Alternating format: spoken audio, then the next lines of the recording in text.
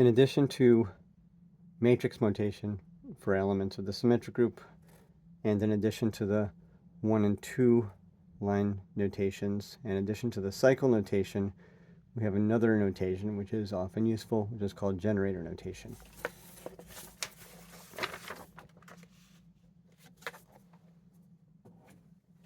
This is motivated by the fact that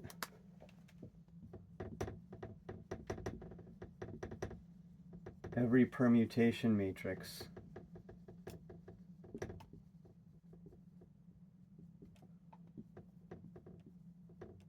can be factored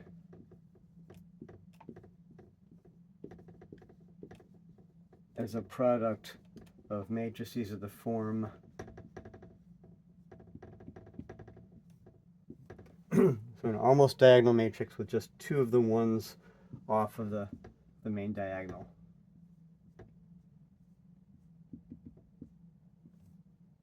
So here I've got the first two ones off the diagonal, then I've got the second and third ones off the diagonal,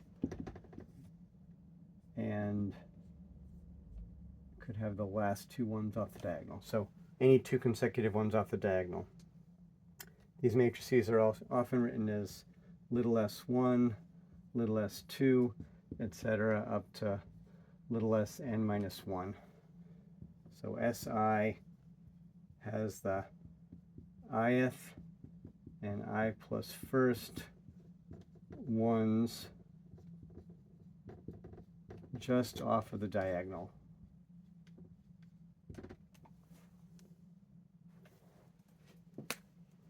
In cycle notation, we could write these as 1, 2, 2, 3, etc. up to n minus 1, n. So Si is the cycle I plus 1, with all of the other cycles being fixed points of just one letter. These elements S1 through Sn minus 1 are sometimes called standard generators of the symmetric group or adjacent transpositions.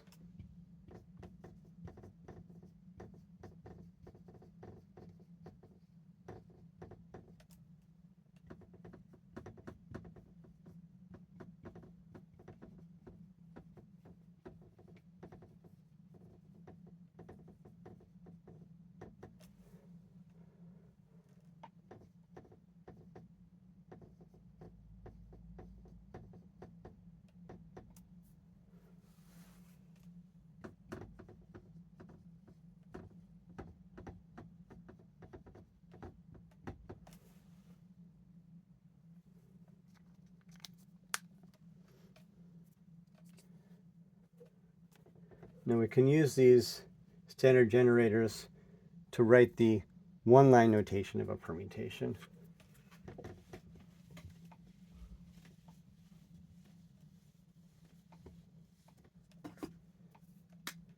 So notice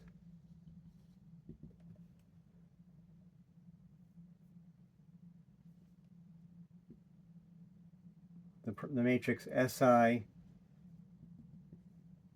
times the vector 1 through n is going to switch, because of the ones just off the diagonal, switch the I and the I plus 1 in this vector.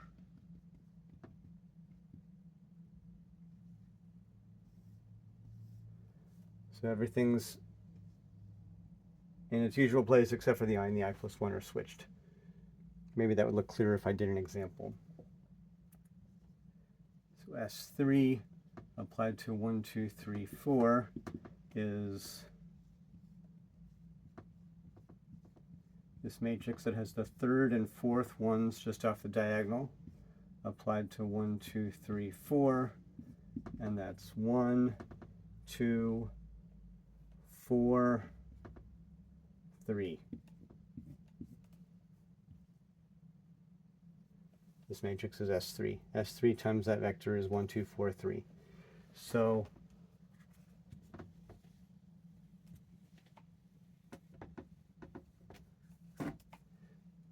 we could say that Si acts on a word,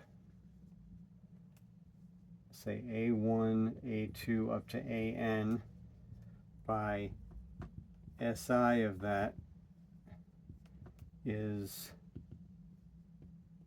we'll leave the letters in positions 1 through I minus 1 alone, and then we'll switch the letters in positions I and I plus 1, and then we'll leave the letters in positions I plus 2 through IN alone.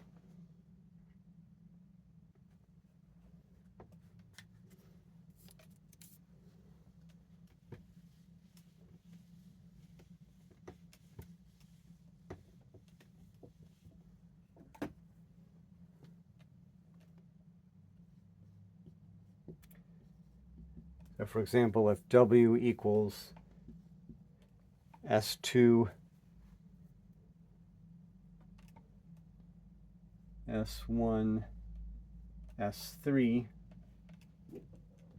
in the symmetric group capital S4, then it has word one-line notation. We'll treat these as functions and apply them one at a time. So S2, S1, S3 of 1, 2, 3, 4 is S2 of S1 of 1, 2, 4, 3, which is S2 of 2, 1, 4, 3, which is 2, 4, 1, 3. So first we applied S3 to switch what's in positions 3 and 4. Then we applied S1 to switch what's in positions 1 and 2. Then we applied S2 to switch what's in positions 2 and 3, which happen to be letters 1 and 4. So we get the one-line notation 2, 4, 1, 3.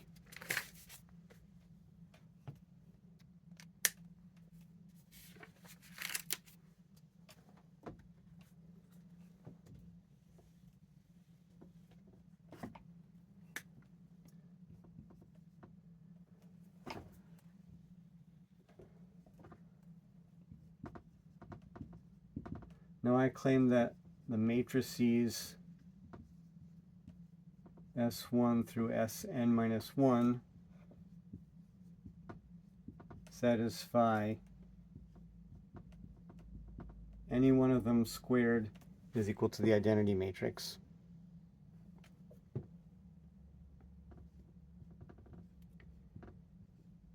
If we look at a product of 3 of them of the form Si, Sj, Si, that equals Sj, Si, Sj if I and j differ by exactly 1. And if we look at a product Si, Sj, those two matrices commute, Si, Sj equals Sj, Si, if I and j as indices are at least 2 apart.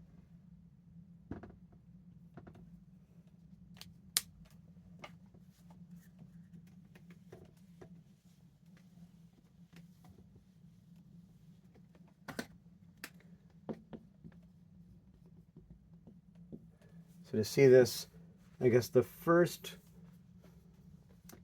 equality here is kind of obvious.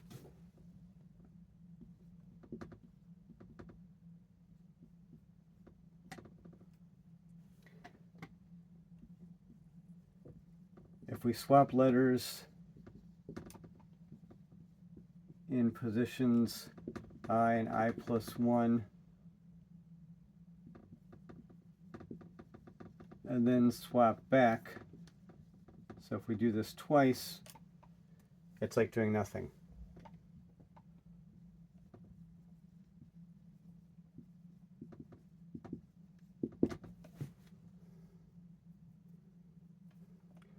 And maybe the third relation between these matrices is not hard to see either.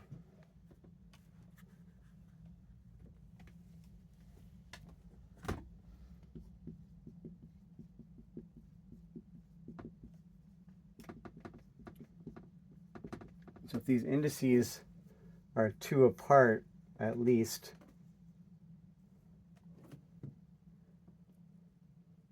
then swapping letters in positions I and I plus 1, and swapping letters in positions j and j plus 1 don't affect each other.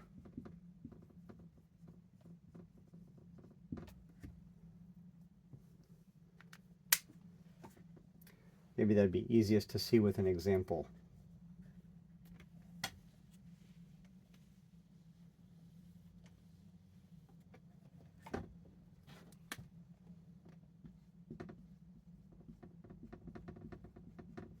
Let's compare computations of S1, S3 on the word 1, 2, 3, 4 with computations of S3, S1. So here we swap the letters in positions 3 and 4. And then we swap the letters in positions 1 and 2. Since what was happening in positions 1 and 2 was far enough away from 3 and 4, it didn't matter which ones we did first. So this is S3 of 2, 1, 3, 4, then swap the 3, 4 afterward, 2, 1, 4, 3. So we get the same thing.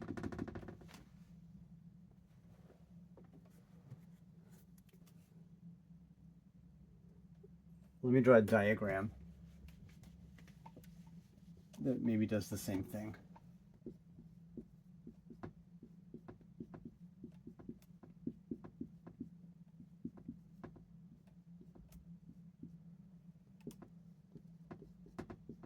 We swap the 3 and 4 first, we get 1, 2, 4, 3, and then swap the 1 and 2 afterward, we get 2, 1, 4, 3.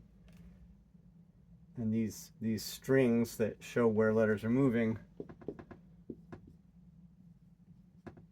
are far enough removed from each other so the 1, 2 strings and the 3, 4 strings don't touch. And maybe to make this even clearer, we should look at the second relation here. What happens if we apply, say, S1, S2, S1, and S2, S1, S2?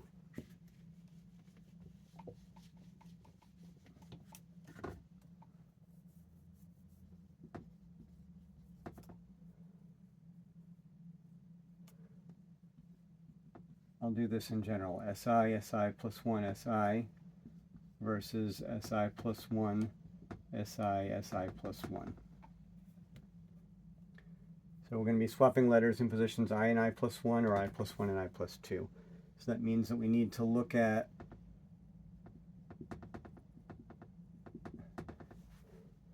these three positions of the word. Position I plus 1, and I plus 2.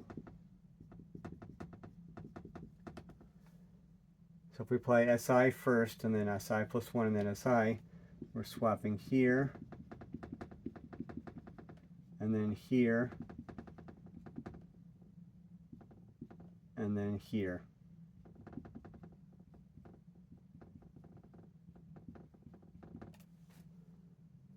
So we end up reversing I plus 1, I plus 2, and get I plus 2, I plus 1I.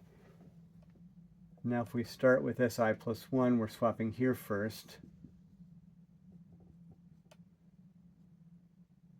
And then we swap here second, I plus 2, I plus 1. And then we swap here third, I plus 1, I plus 2. So again, we've swapped these three letters, I plus 1, I plus 2, and put them in the opposite order. If I erase all the indices and just draw what's happening with wires, we can see that this is, it's like braiding three wires. Let me call the letters A, B, C, because we don't know what's in those positions, I plus 1, and I. So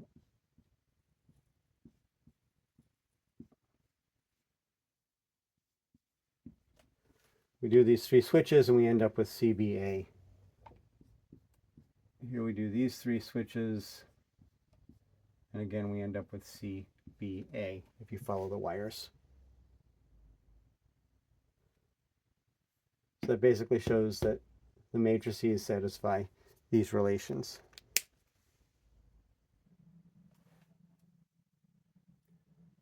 I think I want to repeat what I just said a little more clearly. Let's look at these three relations. I'm sort of not being careful to distinguish between letters and positions, but SI squared is the identity matrix. Let's say we have a word A1 up to A minus 1, AI. We have a word A1 up to AN. Apply SI to it, and we get A1 up to A minus 1 unchanged, AI plus 1, AI plus 2 up to AN unchanged. Then we apply SI to that.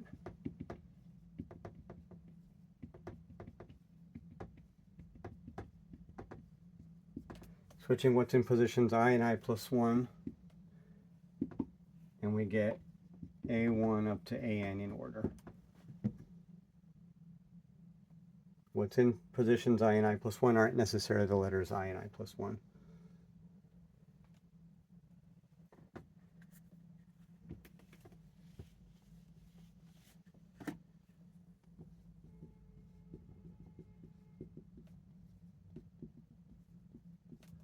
If we apply SI, then SI plus 1, then SI to this word A1 through AN. Let's apply just the inner I first.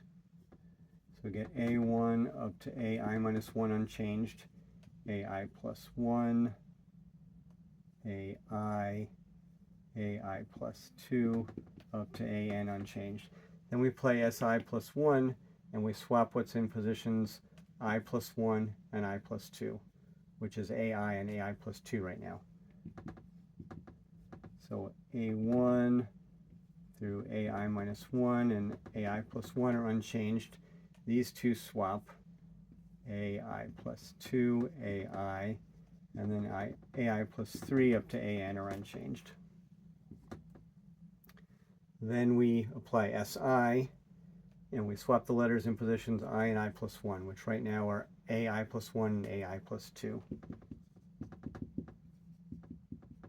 So we get AI plus 2, AI plus 1, AI, and then AI plus 3 up to AN are where they are. So what we did effectively with these three permutation matrices acting on a column vector is we reversed the letters in positions I plus 1, and I plus 2.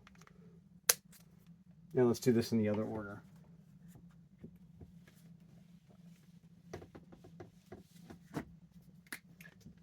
SI plus 1, SI plus 1 applied to the word A1 through AN. So we'll apply SI plus 1 first and get A1 through AI are going to be unchanged. Then AI plus 2 and AI plus 1 got swapped because these were in positions I plus 1 and I plus 2. Then if we apply SI, that's going to swap the letters in positions I and I plus 1.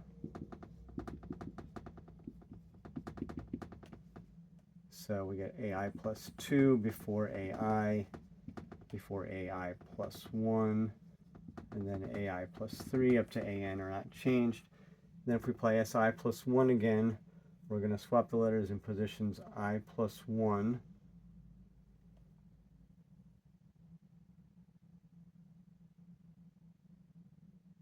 Which is AI, and I plus 2, which is AI plus 1. So we get A, maybe I should list AI minus 1 here, which never got changed. Then I plus 2 is in position I.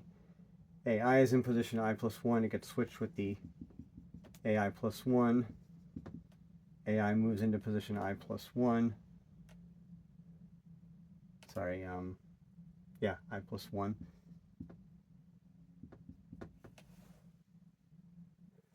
No, this is position I. This is position I plus 1, this is position I plus 2. Then AI plus 3 up to AIN. AI plus 3 up to AN stay the same. So again, what we did was reversed the letters in positions I plus 2, I plus 1, and I plus 2.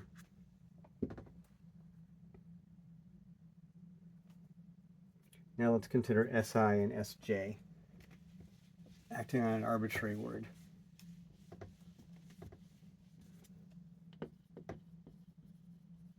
So let's assume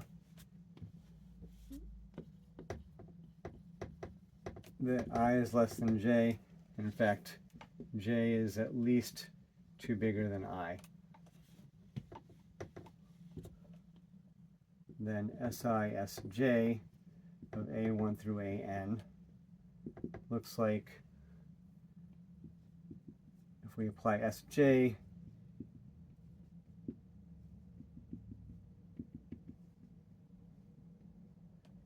then what's in position J and what's in position J plus 1 gets swapped.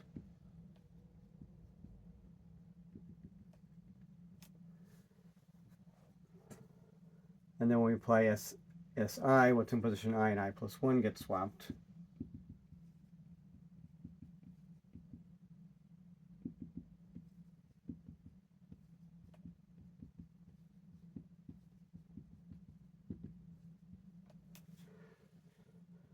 So we've swapped the letters in positions I and I plus 1 and J plus 1. They're far enough apart that neither one really affects the other.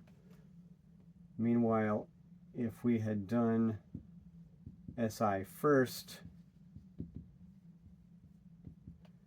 then we would get A1 through AI minus 1 unchanged, AI plus 1, AI plus 2 through AJ minus 1 and AJ plus 1, all of that unchanged.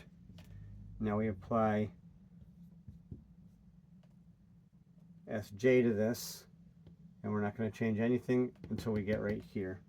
So A1 through AI minus 1, AI plus 1, AI plus 2, AJ minus 1, all unchanged, AJ plus 1, AJ, and then AJ plus 2 up to AN are all unchanged. So the only things that changed were AJ and AJ plus 1, AI and AI plus 1, far enough apart, so it doesn't matter whether we did SI first or SJ first.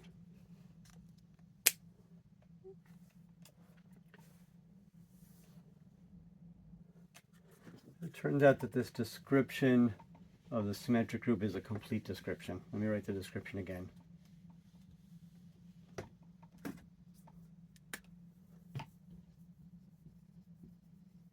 So symmetric group, capital SN, we can think of as products of generators little s1 through little sn minus 1. And usually we write the multiplicative identity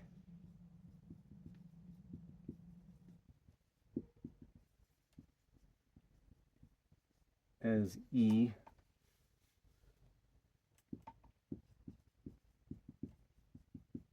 subject to relations. Any generator squared is the identity. We have this braid relation, SI, SJ, SI equals SJ, SI, SJ, if I and J are exactly 1 apart, and SI and SJ commute if I and J differ by at least 2. So we proved that the permutation matrices do satisfy these relations. It's also true that these are a complete set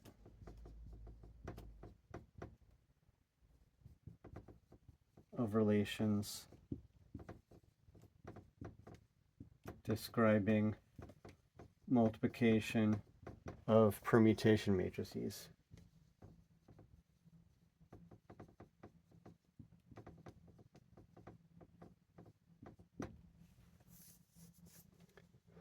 but that proof is more complicated. I'm going to omit it.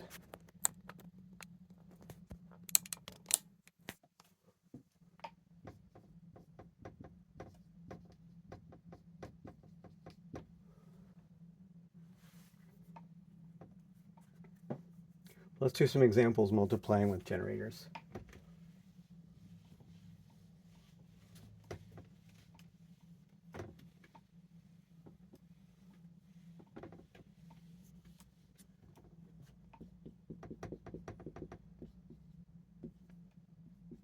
So in S4, we have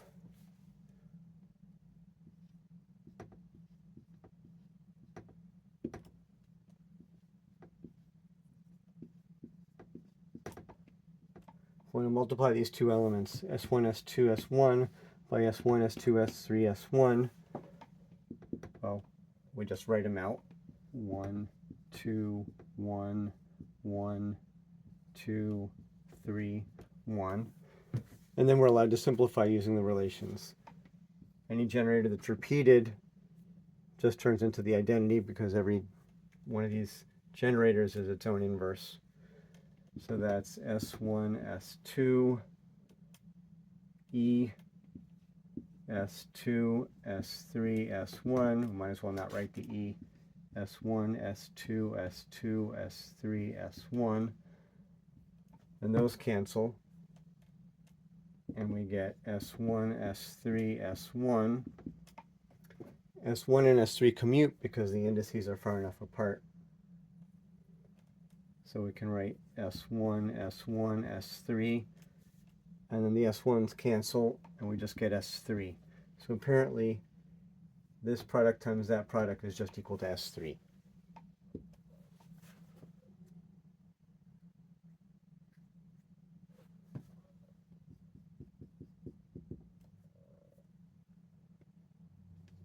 As another example, let's multiply S1, S2, S1 by S2, S1.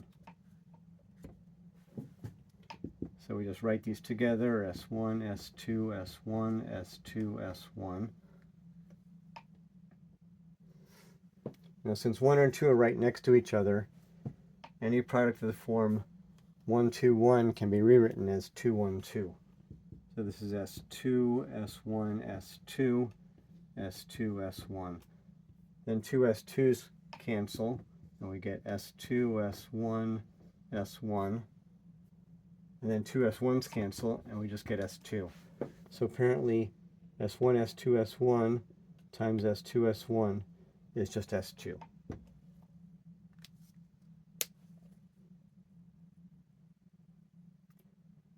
Another thing that generator notation makes obvious is the inverse of a permutation.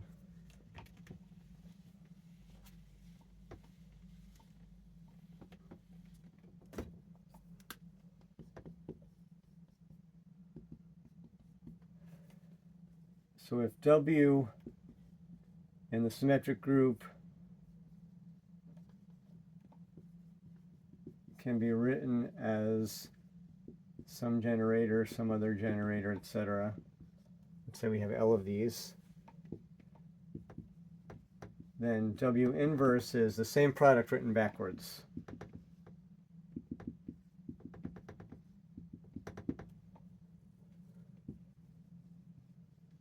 And the reason is, if we write these two, if we multiply these two, you see that we get the identity.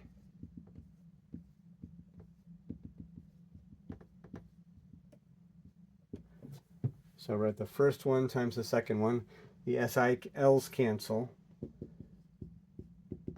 And then I guess we get the same product up to SIL minus 1, SIL minus 1. And then those cancel. And since this product is exactly the same as that product written backwards, we get cancellation, cancellation, cancellation. All the elements end up canceling.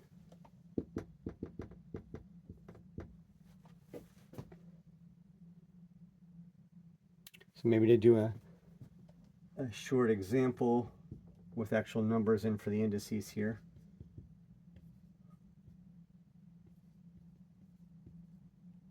S1, S2, S3 inverse equals S3, S2, S1,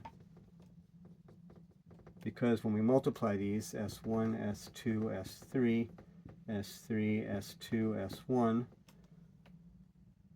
these two cancel, and then S2 next to X2 cancels, and then S1 becomes next to S1, cancels, and we just get the identity. Now the fact that every element in the symmetric group can be written as a product of these generators means that if we have one line notation for an element, we should be able to figure out what product of generators gives that one line notation. Let's look at word one line notation.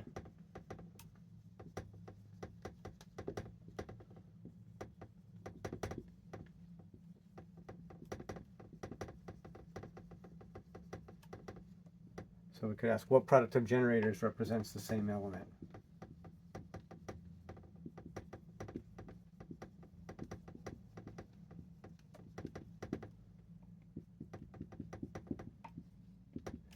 Example, let's say the word is 52314 in the fifth symmetric group. Well, to get this with generators, we can start with 1, 2, 3, 4, 5. Look at what's in position 1 and put it there.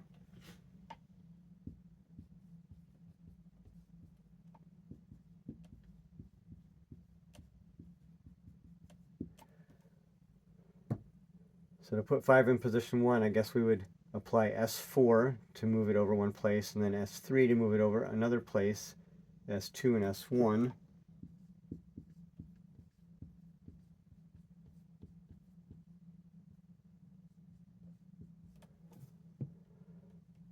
So that's S1, S2, S3, 1, 2, 3, 5, 4, which is S1, S2. If we apply S3, that's going to move the 5 over one more place. 1, 2, 5, 3, 4. If we apply S2, that'll swap the 2 and the 5. 1, 5, 2, 3, 4. And finally, S1 puts the 5 in position 1, like we want. Then we want to get the 2 into position 2. Well, it was originally in position 2, but unfortunately we pushed it to position 3.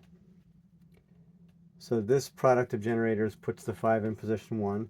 Then we have to think, what do we have to do next to put the 2 in position 2? Well, we just apply S2.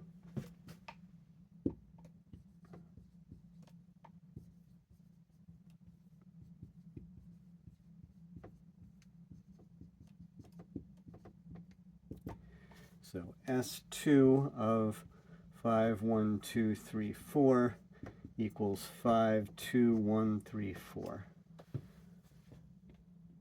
All right, now the only thing that's missing is we want to put the 3 in position 3 because it's in position 4 now. So now let's put the 3 in position 3. We'll do that with an S3. S3 of 5, 2, 1, 3, 4 equals 5, 2, 3, 1, 4. And that's exactly the permutation we wanted, exactly the one-time notation we wanted. So that means that 5, 2, 3, 1, 4 has generator notation. Let's see what we do first. First we applied S4, S3, S2, S1 to get that word. And then we applied an S2. That got the 5 in the position 1. Then we applied S2 to get the 2 into position 2. And then we applied S3 to get the 3 into position 3, and then the 1 and 4 were in the right position. So that's the one line notation. That's the generator notation of 5, 2, 3, 1, 4.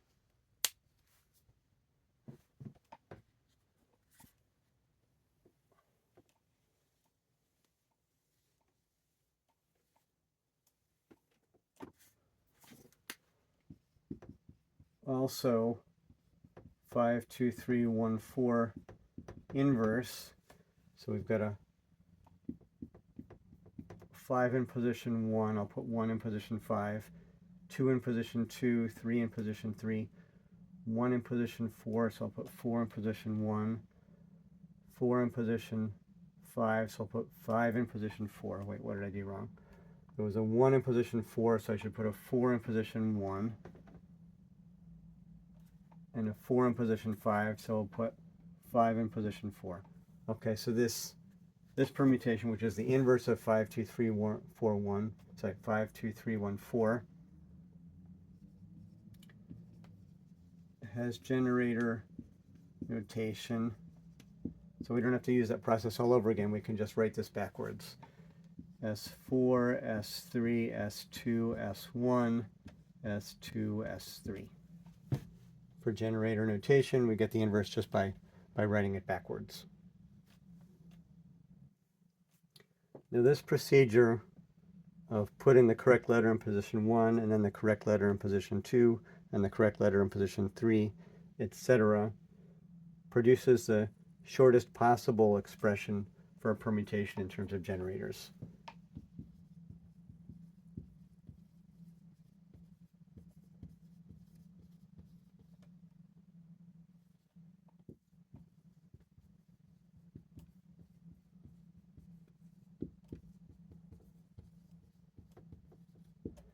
I say a shortest possible expression because it's not unique, or not necessarily unique.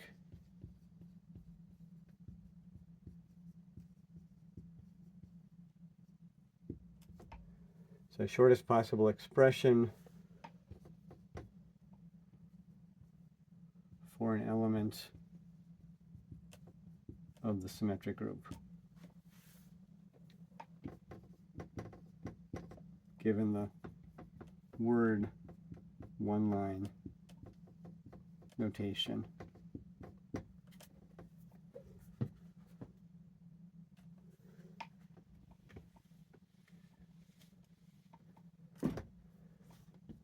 Now recall, a minute ago we simplified S1, S2, S1, S2, S1 into S2.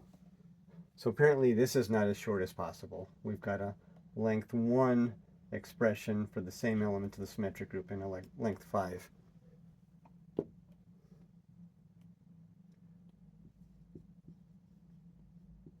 So this raises the question, given an expression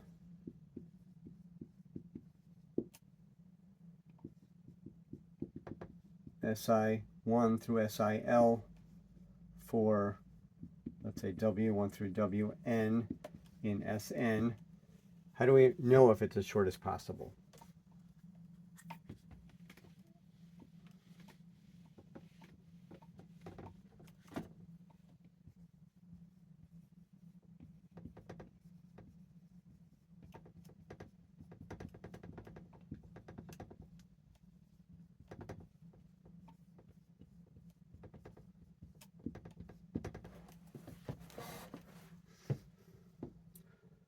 Well, first of all, let's define an expression to be reduced if it's as short as possible.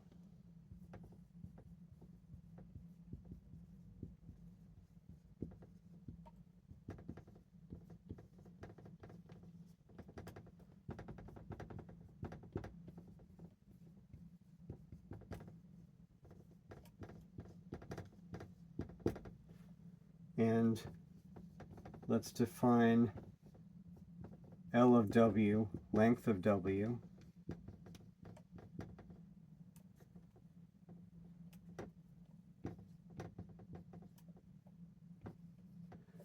to be the length of this shortest possible expression, length of this reduced expression.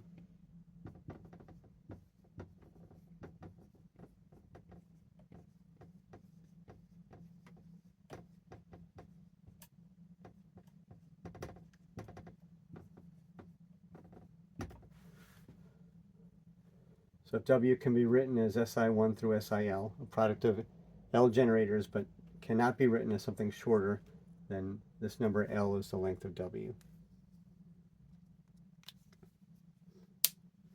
It turns out we can see that from the one-line notation by looking at pairs of numbers that are out of order.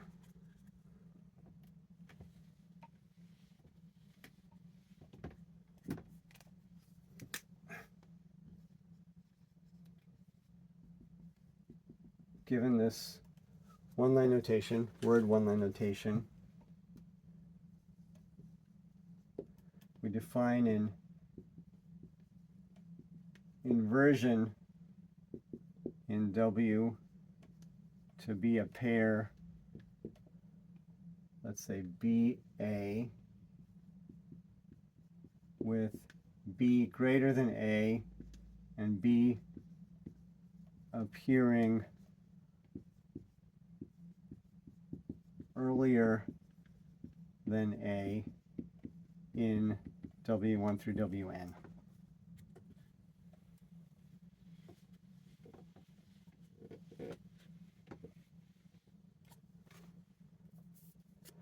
So for example, if we go back to the previous example, W equals 52314. Has inversions, so 5 is bigger than 2 and comes earlier. 5 is bigger than everything and comes earlier. So there's 1, 2, 3, 4 inversions right there. 2 is bigger than 1 and comes earlier than it. 3 is bigger than 1 and comes earlier than it. And 1 is not bigger than anything. So we have 1, 2, 3, 4, 5, 6.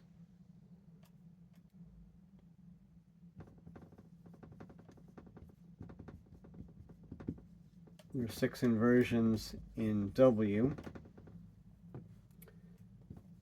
And we write I N V W equals 6. Now the relation to the length of a reduced expression is, well, we just figured this out. We said an expression for W, I claimed it was reduced, but we haven't proved it yet. We got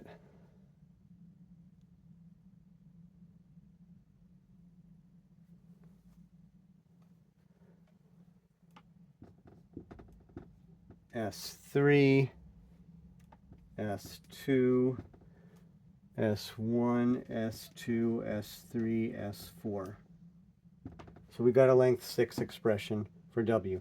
It turns out that that's short as possible, because if the number of generators we use is the same as the number of pairs of letters that are out of order, that is the number of inversions, then it's reduced.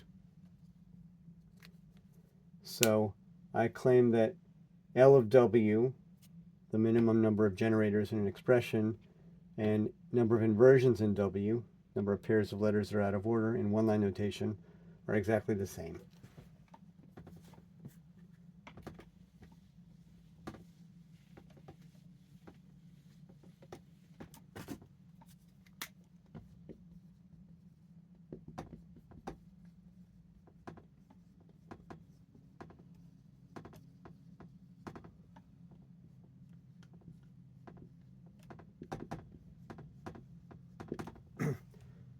Number of inversions in W equals length of W.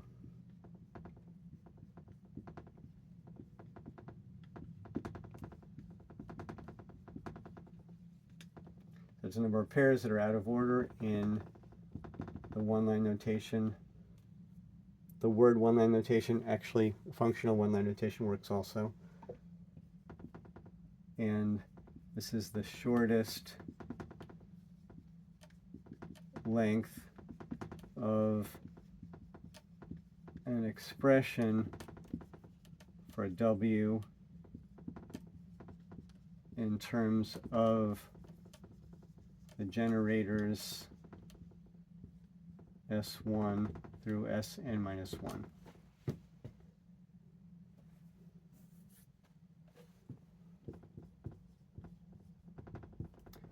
So to prove these are equal, I'll do it in 2 steps. First, I'll prove that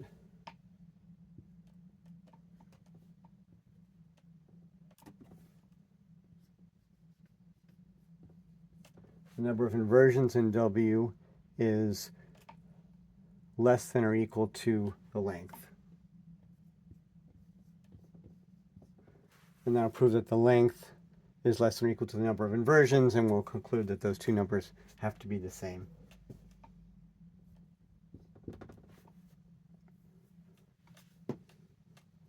So let's suppose L of W is some number K.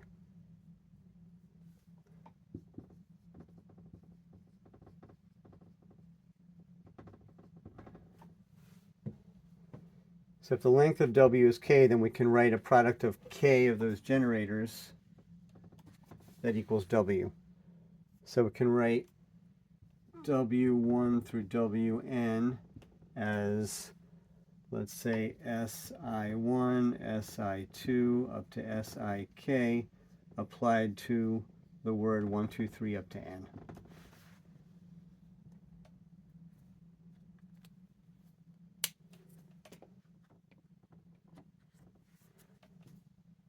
Now applying these generators one at a time to the word 1 through n,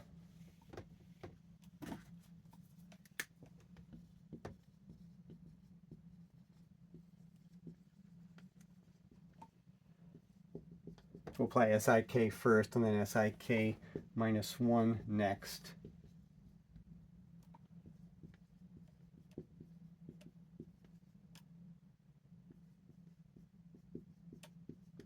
So every time we apply one of these generators, we're switching two letters in the word that we have so far.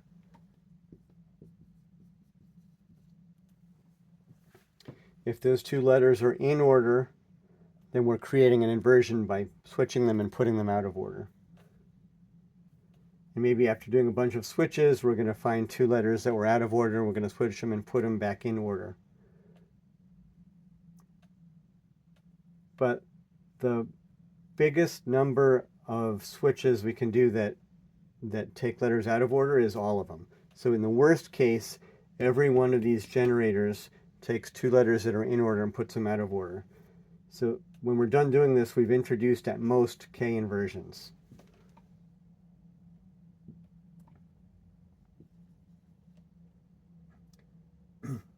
Thus, after applying all K of them, we introduce at most K inversions. Maybe less. So that means that the number of inversions can't be any bigger than the length of W.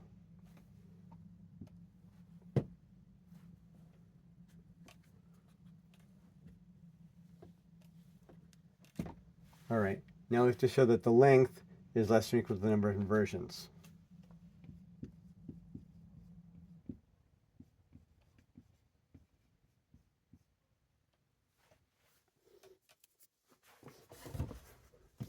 So we'll prove this by induction.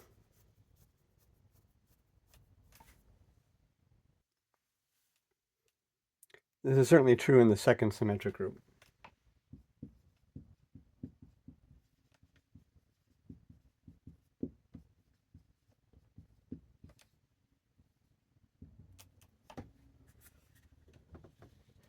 So if we write down the two permutations in the second symmetric group,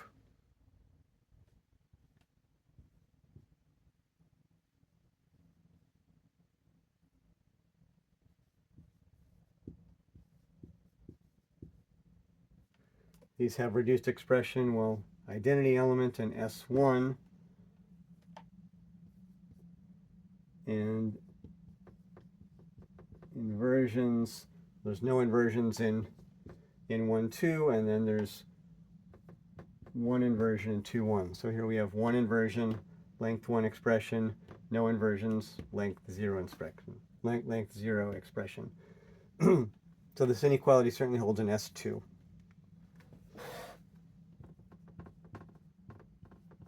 So now let's suppose that length of W being less than number of inversions in W holds in the symmetric groups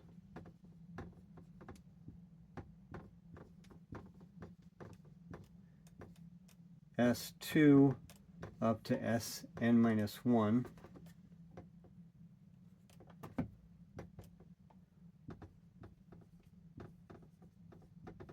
And let's consider a permutation W in Sn.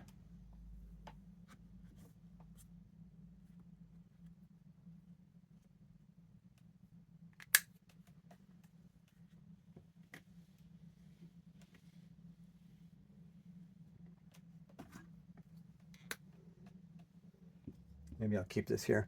We are proving length of W is less than or equal to number of inversions in W.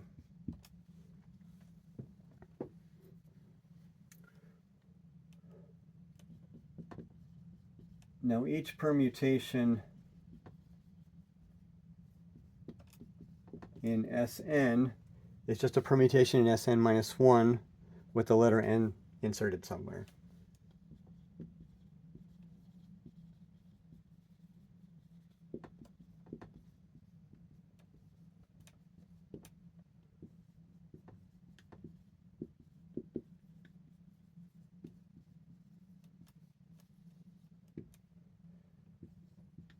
So that means we can write W as some permutation V with the letter N inserted somewhere. So V is a permutation in Sn minus 1. So the one-line notation of V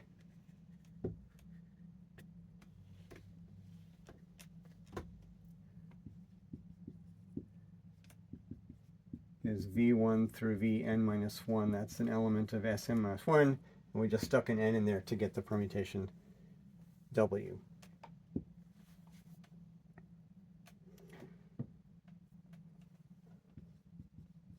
Now, since the inequality we're trying to prove, length of W less than or equal to number of inversions in W, holds in Sn minus 1,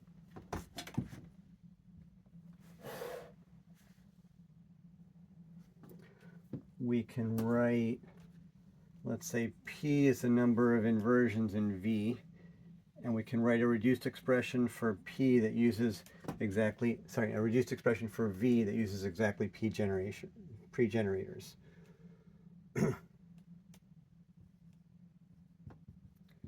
we'll write P equals the number of inversions in V, and we can choose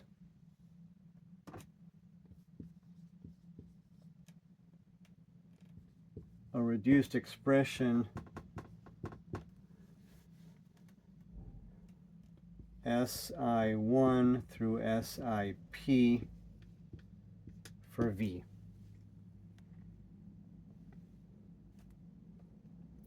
Now let's look at the number of inversions in W and find an expression for W.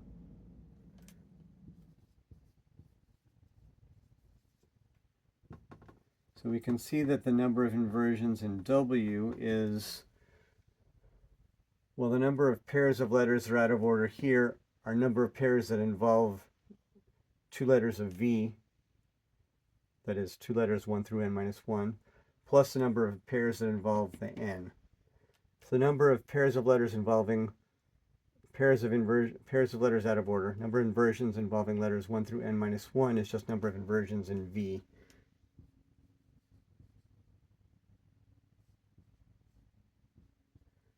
And then we've introduced new inversions by inserting the n here. N is greater than all of those letters after it, which are between 1 and n minus 1. So I guess there's n minus 1 minus k letters here.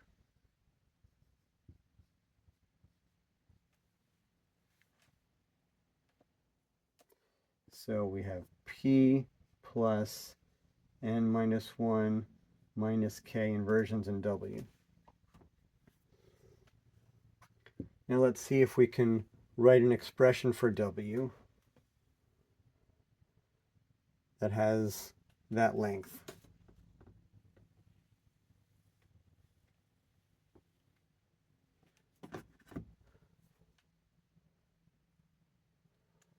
Well, if we put n at the end, we know a reduced expression for v1 through vn minus 1.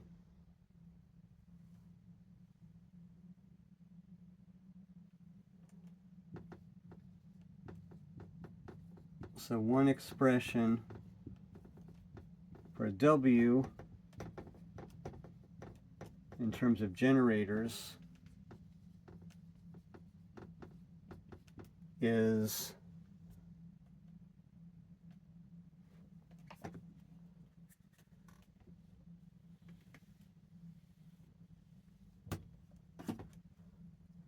if we take v1 through vn minus 1 n, we want to bring the n back into position k plus 1.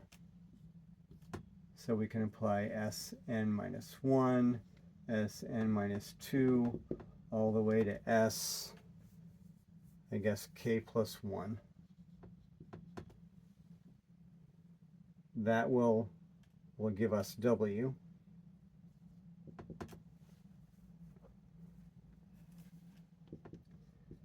And if we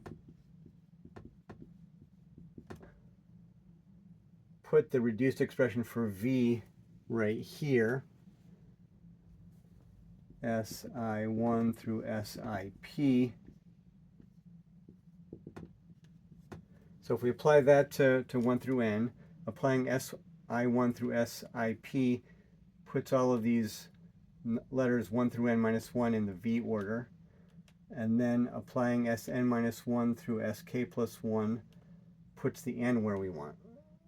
So now we've got this. So W equals that.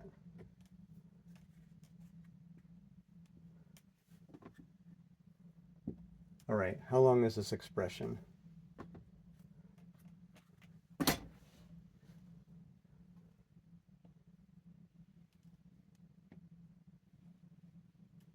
So this expression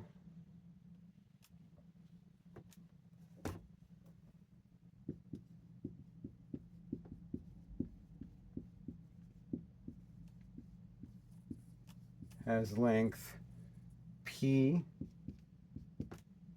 for these P generators, and then n minus 1 minus k for these generators. We don't know if it's a reduced expression for W.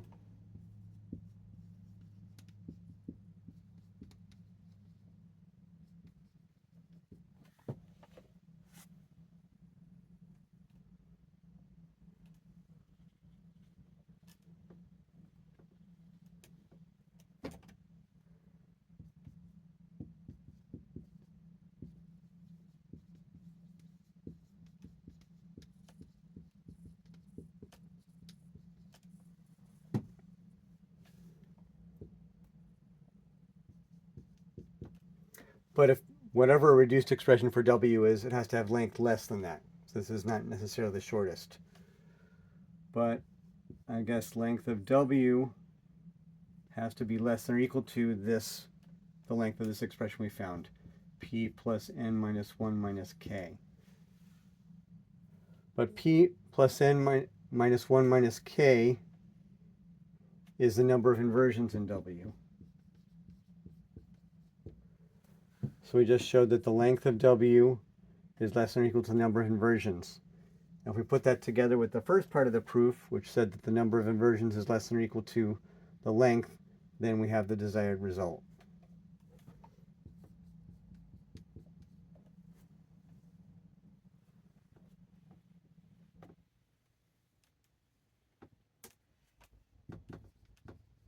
So thus, length of W equals number of inversions in W.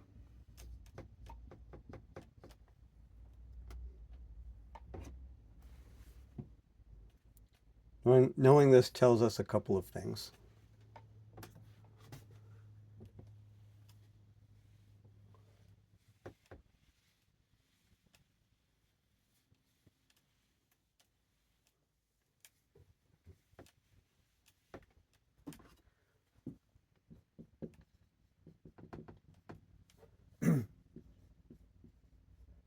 we know that the length of W and the length of W inverse have to be the same.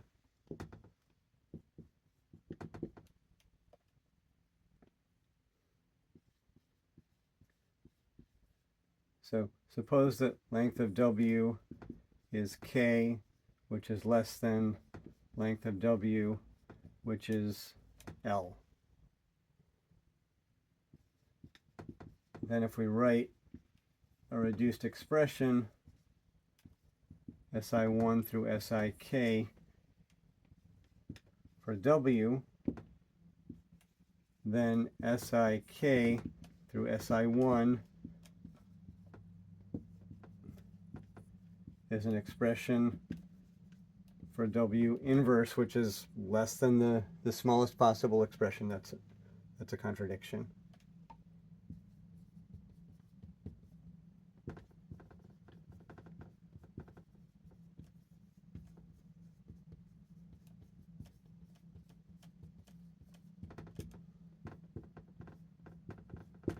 So it's impossible for one of these to have a length that's different than the other.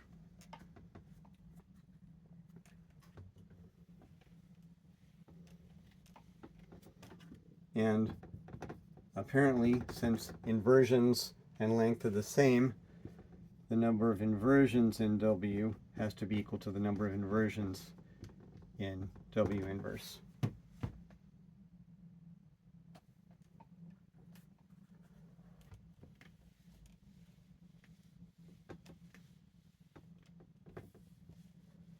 And that means, if we recall, that the determinant of a matrix, if this is an n by n matrix, is defined by determinant of A is a sum over all permutations in the symmetric group, -1 to the length of W, or number of inversions in W, A1 W1 AN WN.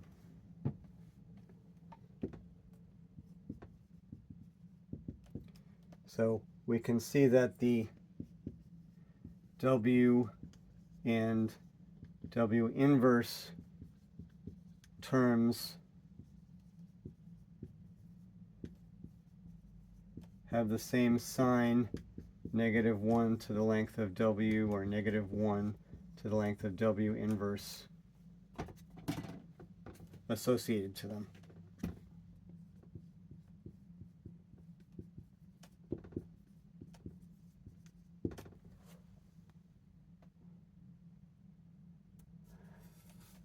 And I guess that's been sort of a long lesson, so I'll stop here. The end.